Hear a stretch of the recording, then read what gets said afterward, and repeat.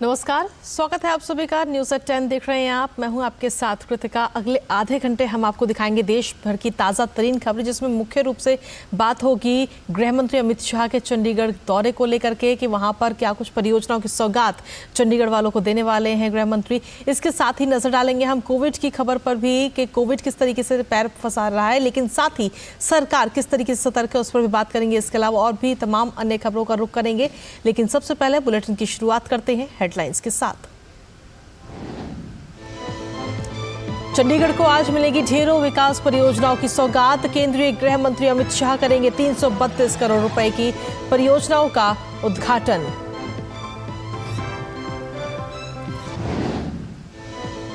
छत्तीसगढ़ में विष्णुदेव साय सरकार में आज 9 विधायक लेंगे मंत्री पद की शपथ। नए चेहरों के साथ बृजमोहन अग्रवाल, केदार कश्यप और राम विचार नेताम जैसे अनुभवी नाम भी होंगे कैबिनेट में शामिल। दिल्ली में आज से शुरू होगी बीजेपी की अहम बैठक। राष्ट्रीय पदाधिकारी, प्रदेश अध्यक्ष और संगठन मंत्रियों समेत सभी मोर्चा प्रमुख रहेंगे शामिल। लोकसभा चुनाव की तैयारियों पर होगी बात। बिहार के लैंड फॉर जॉब मामले में आज बिहार के उप मुख्यमंत्री तेजस्वी यादव से ईडी करेगी पूछताछ। लालू यादव से 27 दिसंबर को होंगे सवाल जवाब।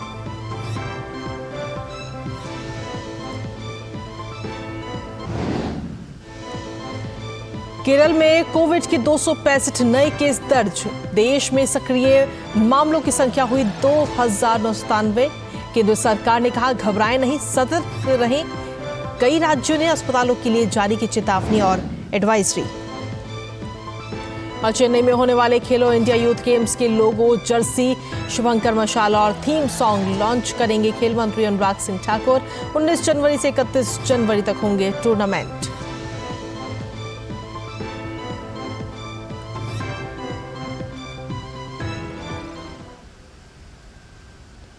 और हेडलाइंस के बाद चलिए अब खबरों में विस्तार से बात करते हैं। केंद्रीय गृह मंत्री अमित शाह आज कुरुक्षेत्र और चंडीगढ़ के दौरे पर रहेंगे, जहां कुरुक्षेत्र पहुंचने के बाद केंद्रीय गृह मंत्री शक्तिपीठ श्री देवीकुप भद्रकाली मंदिर में दर्शन पूजन भी करेंगे।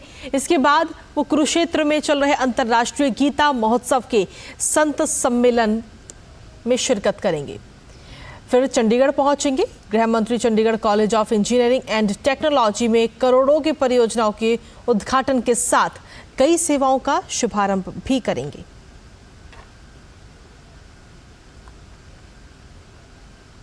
वहीं भारतीय जनता पार्टी की आज से दिल्ली में एक बड़ी बैठक शुरू होने जा रही है। भारतीय जनता पार्टी के राष्ट्रीय अध्यक्ष जेपी नड्डा इस बैठक की अध्यक्षता करेंगे। 2 दिन तक चलने वाली इस बैठक में पार्टी के सभी राष्ट्रीय पदाधिकारी, प्रदेश अध्यक्ष, प्रदेश संगठन मंत्री, प्रदेश प्रभारी और सह प्रभारी मौजूद रहेंगे। बैठक के लिए सभी मोर्चा के अध्यक्षों को भी बुलाया गया है। वहीं बैठक में आगामी लोकसभा चुनाव को लेकर पार्टी की रणनीति पर चर्चा की जाएगी। और ये बैठक अब ऐसे समय में हो रही है जब 3 राज्यों में बीजेपी को शानदार जीत हासिल हुई है।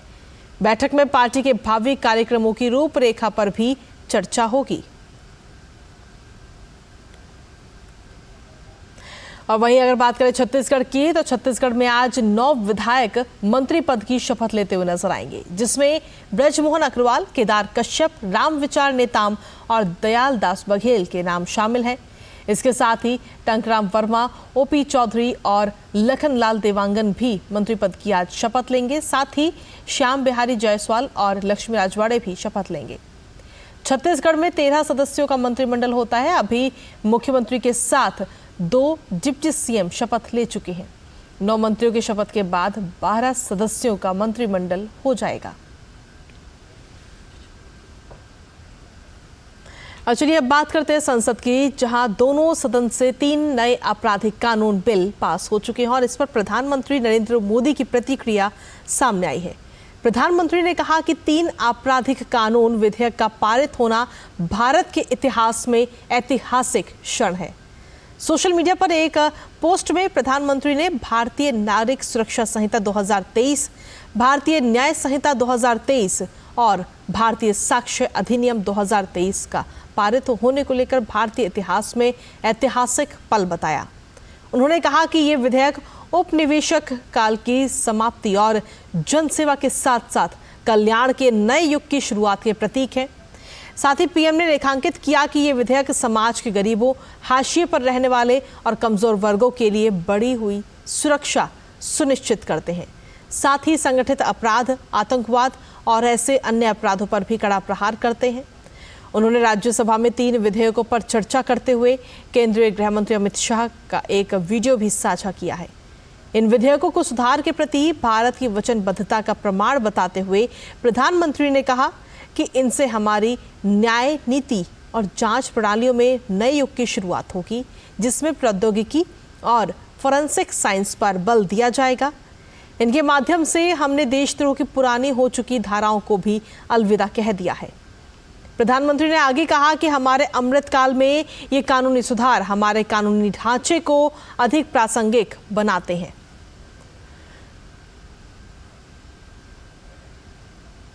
और चलिए अब बात करते हैं केरल की, जहां पर आज एक दिन में कोविड की 265 नए केस दर्ज किए गए, जबकि पूरे देश में इस समय सक्रिय मामलों की संख्या 2997 है।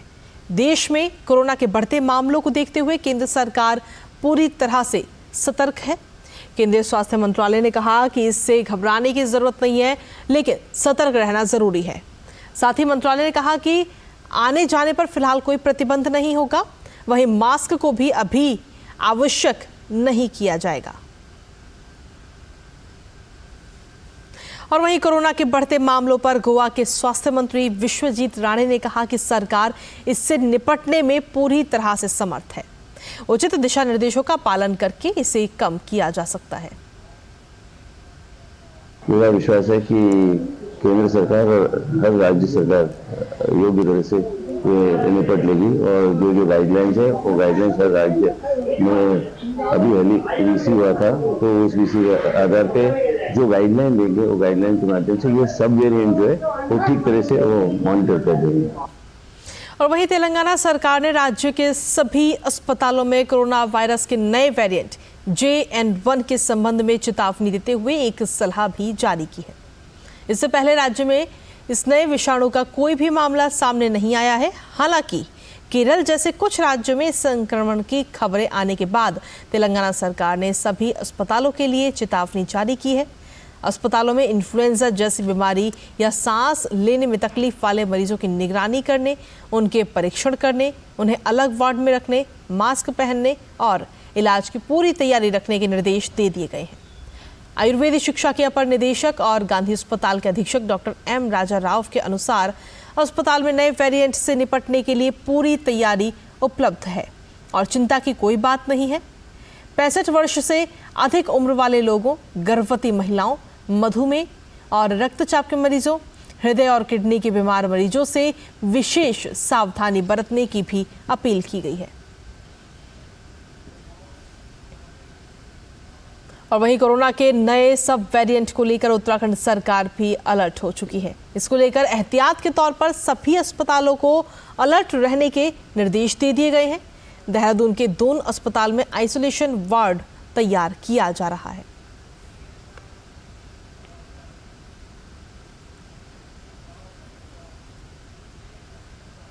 जो एडवाइजरी आई है उसमें अभी हमें कोई पैनिक करने की ज़रूरत नहीं है।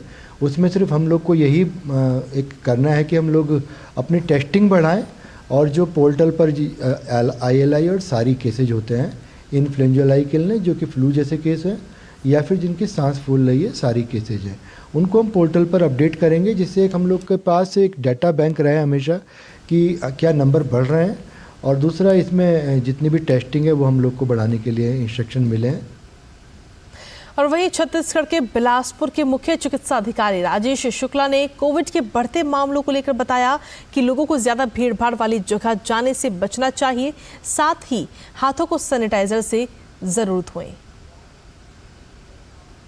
जैसे सभी नर्सिंग होम, जिला सरकारी अस्पताल, इनको जो है निर्देश दे दिए गए थे और सामान्य पब्लिक के लिए ये है कि भाई आप जो है भीड़ भाड़ वाले इलाके में ना जाएं और अगर जाना भी पड़े तो मास्क लगा के जाएं और हाथ जो है साबुन से धोएं और सैनिटाइज़र का उपयोग करें। और बुलेटिन में वक्त एक छोटे से ब्रेक का हो गया। आप बने रहिए हमारे साथ, देखते रहिए DD न्यूज़। साल बरस और सदी नहीं, एक युग गुजर जाएगा, उम्र न पूछो वंडर की, जब फर्क नजर आएगा। वंडर सीमेंट, फर्क नजर आएगा। एनपीएस में सबसे अच्छा फ़ायदा क्या है कि अगर मान लीजिए किसी एम्प्लॉइज़ को इक्विटी मार्केट का नॉलेज नहीं है, वो भी इसमें बेनिफिट ले सकता है। क्यों? क्योंकि आपका जो फंड होता है फंड मैनेजर मैनेज करता है। एम्प्लॉई अपने हिसाब से अपने सारे रेशियोज़ को डिसाइड कर सकता है और इसका बेनिफिट ले सकता है। ये सबसे अच्छी ट्रांसपेरेंट मैनर में वे है इसके एनपीएस की। दूसरा है कि आप इसके ऐप को भी डाउनलोड कर सकते हैं, उससे आप रेगुलर अपना मॉनिटरिंग कर सकते हैं। अपने बेहतर कल को सुनिश्चित करने के लिए एनपीएस जरूरी है। जल्दी करो यार, प्लीज जल्दी। दूसरा कोई मैच है क्या?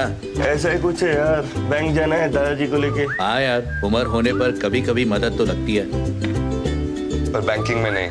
वैसे भी आरबीआई कहता है सीनियर सिटीजन सबसे पहले। अगर आप 70 साल से ऊपर हैं और आप बैंक नहीं जा सकते तो बैंक आएगा आपके पास जरूरी सेवाएं लेकर, वो भी वाजिब दरों पर। सीनियर सबसे पहले। आरबीआई कहता है जानकार बनिए, सतर्क रहिए। दादी, आज भी आपकी चाय की दुकान बंद थी? 1 महीने से बीमार हूँ, काम बंद और इलाज का खर्चा अलग। आयुष्मान कार्ड नहीं बनवाया? नाम सुना है, कहाँ बनवाना है, कैसे बनवाना है, इस उम्र में भाग दौड़। कार्ड अभी बन जाएगा।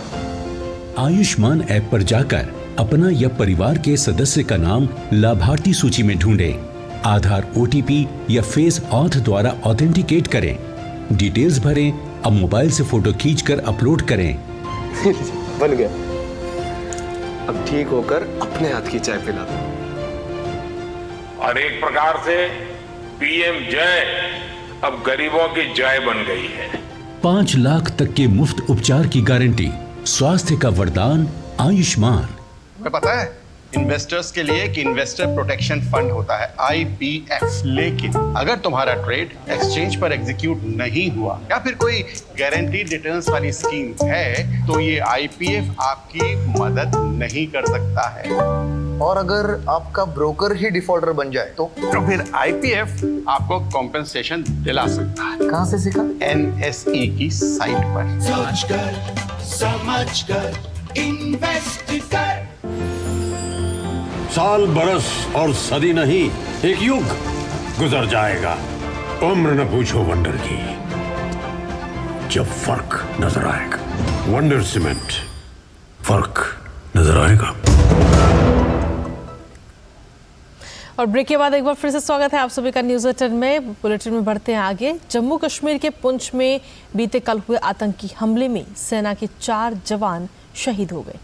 हमले में 2 जवान भी घायल हो गए हैं। इलाके में आतंकी घात लगाकर बैठे हुए थे। भारी हथियारों से लैस आतंकियों ने सेना के वाहनों पर हमला किया था। जवाबी में सेना की ओर से भी जवाबी कार्रवाई की गई और हमले के बाद जम्मू राजौरी पुंछ राजमार्ग पर सुरक्षा बढ़ा दी गई है। 14 दिसंबर को अपहृत माल्टा के जहाज MV रूवेन पर मध्य अरब सागर में समुद्री डकैती के बाद भारतीय नौसेना ने समुद्री डकैती को रोकने के लिए जरूरी अहम कदम उठाए हैं। भारतीय नौसेना ने ऐसी घटनाओं को रोकने के लिए एक और स्वदेशी मिसाइल विध्वंसक पोत तैनात किया है। घटना की सूचना मिलने के बाद त्वरित मदद के लिए भारतीय नौसेना का समुद्री गश्ती पोत 15 दिसंबर को MV रूवेन जहाज की तलाश में पहुंचा और चालक दल के साथ संपर्क स्थापित किया। अदन की खाड़ी में समुद्री डकैती रोधी गश्त के लिए तैनात INS कोची को भी तुरंत रवाना कर दिया गया। INS कोची ने 16 दिसंबर 2023 को तड़के MV रूवेन को रोकने का प्रयास किया और अपना एक हेलीकॉप्टर भेजा। MV रूवेन जहाज पर आंतरिक ढांचे की व्यवस्था को नुकसान पहुंचाने के साथ समुद्री लुटेरों ने चालक दल के सभी सदस्यों को बंधक बना लिया था, जिसमें एक सदस्य को चोटें भी आई थीं। भारतीय नौसेना के जहाज पर अपहृत चालक दल के उस घायल सदस्य की चिकित्सीय देखभाल की गई, लेकिन तत्काल चिकित्सा सहायता के लिए उसे 19 दिसंबर को ओमान में तट पर स्थानांतरित कर दिया गया। और अब गणतंत्र दिवस के समारोह को लेकर तैयारियां शुरू हो चुकी है, जहां कर्तव्य पथ पर गणतंत्र दिवस परेड की रिहर्सल की गई। रिहर्सल में जवान कदम ताल मिलाते हुए नजर आए।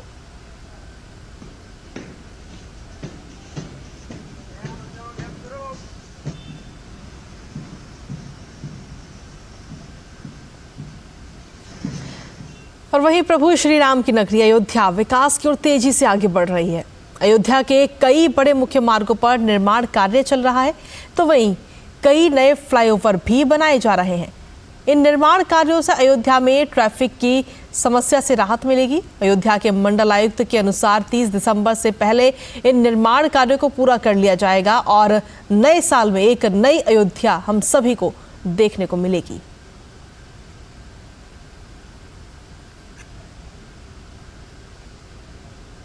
प्रभु यीशु के आगमन को लेकर देश विदेश में उत्साह चरम पर है और सिर्फ 3 दिन बचे हैं क्रिसमस के त्योहार को, और ईसाई समुदाय के लोग इसके लिए अपनी तैयारियों को अंतिम रूप दे रहे हैं। चर्च से लेकर घरों तक में जबरदस्त तैयारियां की जा रही हैं और क्रिसमस पर केक और लाइट्स का भी खूब क्रेज होता है। क्रिसमस से काफ़ी दिन पहले कोलकाता में भी लोग बेहद उत्साहित रहते हैं। कोलकाता में पार्क स्ट्रीट को रंग बिरंगी लाइटों से सजाया गया है और यहाँ एक सेंटा भी नजर आ रहे हैं।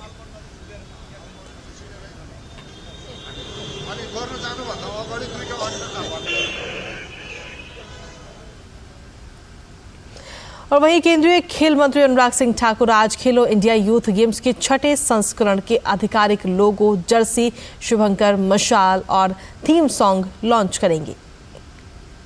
इस कार्यक्रम में शतरंज grand master Viswanathan Anand, Tokyo Olympian fencer Bhavani Devi, squash star Joshna Chinappa भी शामिल होंगे। इस बार खेलो इंडिया यूथ गेम्स का आयोजन 19 से 31 जनवरी तक तमिलनाडु में होना है, जिसके मुकाबले चेन्नई, त्रिची, मदुरै और कोयम्बटूर में खेले जाएंगे। और न्यूज़ 10 में खबरों का सिलसिला यूं ही लगातार जारी। फिलहाल वक्त एक छोटे से ब्रेक का, आप बने रहिए हमारे साथ, जल्द हाजिर होते हैं। मेरा काम वाइंडिंग का है, रिपेयरिंग का करता हूँ, मजदूरी का लाई हूँ। अब आज तो मेरा शरीर काम कर रहा है, कल मेरा शरीर नहीं काम करेगा तो मुझे कौन सपोर्ट करेगा? पेंशन नहीं है तो जीवन नहीं है। फिर ये ऐसा है जैसे शरीर के अंदर खून का होना, अगर खून नहीं है तो शरीर बेकार है। एनपीएस में जो मेरी आमदनी है उसमें मैं थोड़ा थोड़ा जमा कर लेता हूँ और मुझे पूरा यकीन भी है कि मेरा बुढ़ापा सही कटेगा पेंशन के थ्रू। अपने बेहतर कल को सुनिश्चित करने के लिए एनपीएस जरूरी है। साल, बरस और सदी नहीं, एक युग गुजर जाएगा। उम्र न पूछो वंडर की, जब फर्क नजर आएगा। वंडर सीमेंट, फर्क नजर आएगा। सर बेरी पुलाव ट्राई करो, मस्त है। कैसा है? अरे उसको काहे को घूरता है? टिप्स इग्नोर करने का, अपना दिमाग लगाकर ऑर्डर देने का। मार्केट का स्टॉक टिप्स बहुत लोग देता है, डेंजरस हो सकता है। कंपनी और रिस्क पूरा समझने का, फिर इन्वेस्ट करने का। समझ कर इन्वेस्ट कर। और ब्रेक के बाद एक बार फिर से स्वागत है आप सभी का न्यूज़ 10 में। आगे बढ़ते हुए अब बात करते हैं विकसित भारत संकल्प यात्रा की।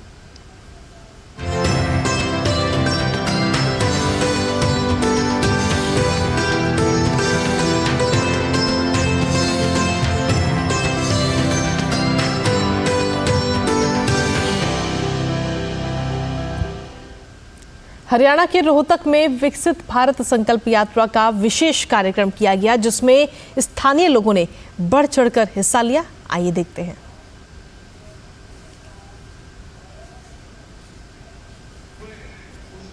इन दिनों देश भर में विकसित भारत संकल्प यात्रा कार्यक्रम का आयोजन किया जा रहा है। इसी के तहत केंद्रीय गृह मंत्रालय में अतिरिक्त सचिव और विकसित भारत संकल्प यात्रा के प्रदेश प्रभारी आलोक ने पिछले दिनों रोहतक का दौरा किया। इस मौके पर उन्होंने शहरी क्षेत्र में लगाए गए विभिन्न स्टॉल का निरीक्षण किया। इस अवसर पर विभिन्न विभागों की ओर से स्टॉल लगाकर पात्र व्यक्तियों को मौके पर ही केंद्र सरकार और प्रदेश सरकार की योजनाओं का लाभ दिया गया। इस मौके पर उज्ज्वला योजना के तहत लाभार्थियों को गैस चूल्हे भी वितरित किए गए। चूल्हा, पाइप, रेगुलेटर, सिलेंडर सब चीज मिले मुझे, कोई दिक्कत नहीं है मुझे। सरकार को बहुत बहुत धन्यवाद कहना चाहती हूँ मैं। सिलेंडर, चूल्हा, गैस, रेगुलेटर, कॉपी सब कुछ मिला है, ना कोई दिक्कत नहीं आई, ना कोई पैसे ले लिए। फ्री मिला? हाँ फ्री मिला। ये यात्रा हरियाणा के सभी 22 जिलों में गांवों और शहरों में की जा रही है।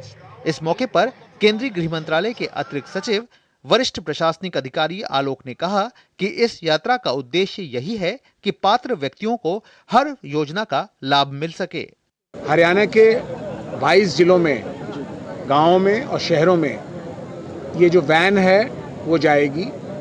मूल उद्देश्य ये है कि हर योजना में सैचुरेशन पॉइंट, कहने का अर्थ ये है अगर कोई योजना से लाभान्वित किसी व्यक्ति को होना है तो उस योजना का लाभ उसे दिया जाएगा। जैसा कि आपने देखा यहाँ स्टॉल्स लगाए गए हैं। नगरीय इलाकों में जो वैन है और जो ग्रामीण इलाकों में वैन है उनमें थोड़ा अंतर है। दोनों की योजनाओं में चूंकि अंतर होता है और मुझे ये खुशी है कि हरियाणा प्रदेश में जो लोगों का उमंग है उसके तहत अभी हम भारत में मैक्सिमम राज्यों में सबसे ज़्यादा जो आम जनता उभर के आ रही है वो हरियाणा में आ रही है। विकसित भारत संकल्प यात्रा को लेकर हरियाणा के लोगों में जबरदस्त उत्साह है। यात्रा को लेकर जनता की राय भी सामने आ रही है। केंद्र व प्रदेश सरकार जो भी योजना चला रही है उसमें पूरी पारदर्शिता के साथ काम किया जा रहा है। Bureau report, DD news. और वहीं छत्तीसगढ़ के कोरबा में विकसित भारत संकल्प यात्रा का शिविर लगाया गया और इस मौके पर केंद्र सरकार की महत्वाकांक्षी योजना के बारे में भी लोगों को जानकारी दी गई। विकसित भारत संकल्प यात्रा के तहत कोरबा जिले के नगर निगम क्षेत्र में लगातार शिविर लगाया जा रहा है। गुरुवार को नगर निगम के टीपी नगर जोन अंतर्गत अप्पू गार्डन के पास विकसित भारत संकल्प यात्रा का शिविर लगाया गया। नगर निगम के उपायुक्त पवन वर्मा ने बताया कि कोरबा नगर निगम में ये 10वां शिविर है, जिसके जरिए क्षेत्र के लोगों को केंद्र सरकार की महत्वाकांक्षी योजनाओं की जानकारी दी जा रही है। कैंप में पात्र हितग्राहियों को तत्काल मौके पर ही योजनाओं का लाभ दिया जा रहा है। इसके साथ ही जिन अलग अलग योजनाओं का लाभ लेने पहुंच रहे हितग्राहियों के फॉर्म भरवाकर विधिवत विभाग में जमा किए जा रहे हैं। हमारे नगर निगम क्षेत्र में ये आज 10वां कैंप है, जिसमें भारत सरकार के विभिन्न योजनाओं के बारे में कैंप लगाया गया है। जन सामान्य को उसके बारे में जानकारी दे रहे हैं और उनसे जन सामान्य को जो भी फायदा हो सकता है, जो भी उनको योजनाओं का लाभ हो सकता है, यहाँ पे तुरंत निरीक्षण कर रहे हैं। नगर निगम क्षेत्र में लगे इस शिविर में केंद्र सरकार की महत्वाकांक्षी योजनाओं में शामिल प्रधानमंत्री आवास योजना और उज्ज्वला योजना का आवेदन करने पहुंचे हितग्राहियों ने अपना अनुभव बताया। इसी तरह प्रधानमंत्री आवास के लिए आवेदन करने पहुंचे पुनीराम देवांगन ने केंद्र सरकार की इस पहल पर सरकार का आभार जताया। यहाँ फॉर्म भरे हैं, वो मकान बनाने के लिए पैसा से देगा, इसलिए फॉर्म भरे हैं और आयुष्मान कार्ड के लिए भरे हैं। हम लोग पहले लकड़ी चूल्हा सिगड़ी में जो खाना बनाते थे, तो यहाँ मोदी जी का कैंप लगा तो सिलेंडर के लिए आवेदन देने आए थे। आवेदन यहाँ दिए तो हम लोग का गैस सिलेंडर मिल गया। हम लोग को गैस मिला है, चूल्हा मिला है और मोदी जी को धन्यवाद करती हूँ। विकसित भारत संकल्प यात्रा के जरिए केंद्र सरकार की महत्वाकांक्षी योजनाओं की जानकारी के साथ ही हितग्राहियों को सीधे योजना का लाभ दिया जा रहा है। नगर निगम क्षेत्र के साथ ही ग्रामीण क्षेत्रों में विकसित भारत संकल्प यात्रा के वैन के जरिए लोगों को जागरूक करने के साथ ही मौके पर ही उनका आवेदन लेकर केंद्र सरकार की योजनाओं का लाभ दिया जा रहा है। Bureau report, DD news. और वहीं अयोध्या में विकसित भारत संकल्प यात्रा के सफर पर निकले अजय मिश्र ने एक ऐसे उद्यमी से बात की जिन्हें खादी की योजनाओं के साथ वन डिस्ट्रिक्ट वन प्रोजेक्ट के फोकस का लाभ मिला। विकसित भारत संकल्प यात्रा का एक फोकस ये भी है कि देश को विकास के साथ साथ लोगों को स्वरोजगार के साथ जोड़ा जाए। मेरे साथ एक ऐसे ही शख्स हैं जिन्होंने अपना उद्यम शुरू किया। हमने 2015-16 में 16-17 में हमने स्टार्ट किया था काम। तो आज हमारी बहुत बेमिसाल इसकी पकड़ ज़बरदस्त है। ये जूट का चप्पल का और जूट का और भी नए नए आइटम हम इसमें डिजाइन में काफ़ी चीज़ बनाना चाह रहे हैं। अभी आप खुद डिज़ाइन करते हो, कैसे आपको प्रेरणा मिली और किस तरह से खादी जैसी योजनाओं का लाभ कैसे मिला? जी, ये वन डिस्ट्रिक्ट वन प्रोडक्ट के हिसाब से मोदी सरकार के बहुत बड़ा इसमें योग में आने के बाद हम लोगों ने कुछ सोचा, युवा की उस टाइम थे तो हमने सोचा कुछ नया बनाया जाए जो बहुत ही आकर्षक का केंद्र है सर जनता के लिए। जनता वास्तव में आजकल लेडीज़ में वास्तविक एक चीज़ नया चीज़ कुछ देखना चाहती है। तो इसका मार्केट में बहुत ज़बरदस्त बिक्री हमारी है, बहुत ज़बरदस्त बिक्री। लेकिन अच्छा लग रहा है कि आप खुद डिज़ाइन करते हैं और कुछ नई चीज़ आप लेकर के आया, बड़ा ड्यूरेबल भी दिख रहे हैं इसमें। लेकिन आप डिजिटल पेमेंट का भी इस्तेमाल कर रहे हैं? जी जी बिल्कुल डिजिटल कर रहे हैं सर, इससे तो बहुत ज़्यादा ही सुविधा है। रात दिन कहीं भी आपके पास पैसा ना हो, बच्चे बाई चांस पसंद आ गया है, आपके पास जेब में भले 1 रुपया ना हो तो आप फिर भी ले सकते हैं इसमें, क्योंकि मोबाइल ऐसा चीज़ है जो ये सभी के पास है आज की डेट में डिजिटल। तो जो पसंद आया तुरंत उन्होंने डिजिटल कर दिया इसमें।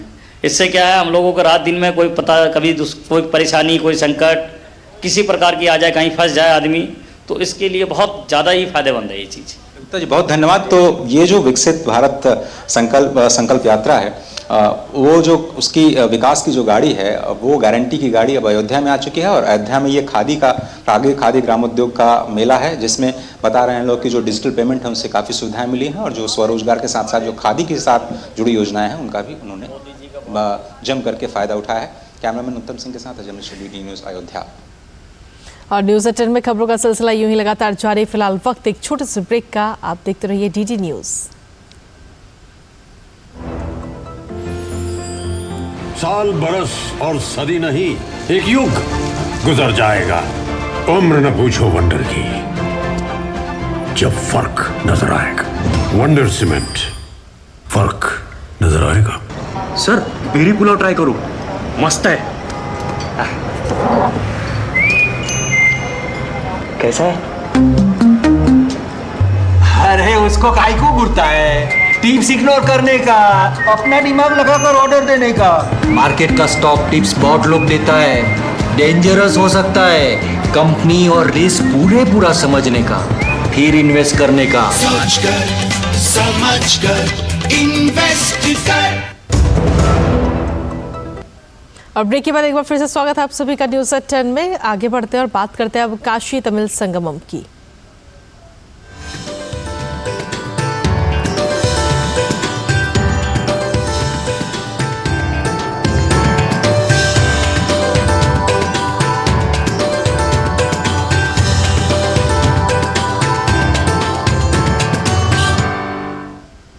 तो काशी तमिल संगमम का दूसरा समूह, जिसका नाम यमुना है, और इस समूह में शिक्षकों को शामिल किया गया है। इस समूह के लिए नमो घाट पर काशी हिंदू विश्वविद्यालय के शिक्षकों के साथ एक इंटरैक्टिव सत्र रखा गया था, जिसके बाद तमिलनाडु से आई शिक्षिकाओं ने DD न्यूज़ से अपने अनुभवों को साझा किया। आपको सुनाते हैं।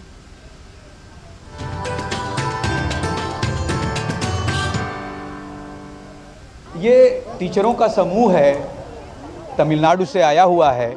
इन लोगों ने यहाँ पर आकर काल भैरव, काशी विश्वनाथ के दर्शन कर लिए हैं, और अब इनका एक सेशन भी हो चुका है BHU के अध्यापकों के साथ, काशी के अध्यापकों के साथ। What is your experience in Kashi, in your Kashi Tamil Sangamam? I'm very happy to be here. It is a relationship between the Kashi and Tamil Nadu. Usually we have seen in the reader and other things. Now really I experienced.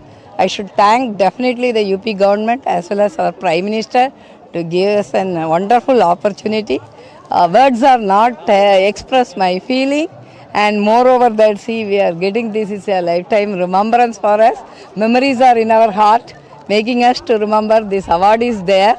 Lot of things we can carry from here. Ek Bharat Shresth Bharat, she is saying about. What is your experience? That was a fantastic opportunity given to me. Ek Bharat Shresth Bharat. I enjoyed every moment staying here. We received the VVIP escorts, VVIP treatment, and I really wholeheartedly thank this Kashi Sangamam, the UP government and Modi ji, who has made this fantastic arrangement without any flaw. Every moment we enjoyed, and the last but not the least, Kashi Sangamam, this program was honored with us with the felicitation and the award. It was a lifetime experience for us.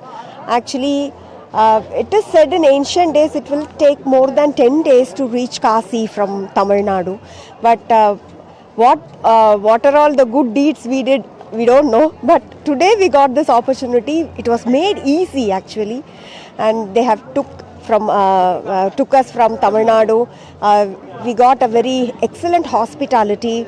ये अध्यापक हैं शब्द नहीं है इनके पास धन्यवाद करने के लिए, इस अनुभव को एक्सप्लेन करने के लिए। फिर भी ये बताते हैं कि किस तरह से भगवान विश्वनाथ को गंगाभिषेक किया। वो अगर अपने पैसे से आते तो भी यह अनुभव नहीं प्राप्त कर पाते। अद्भुत है इनका अनुभव काशी में। कैमरा पर्सन मुरलीधर पांडे के साथ doctor Harikesh Bahadur Singh Gautam, DD news, Namo Ghat, Varanasi. और इसी के साथ फिलहाल आज न्यूज़ एट 10 में मेरे साथ इतना ही। मुझे और हमारी पूरी टीम को दीजिए अनुमति। नमस्कार।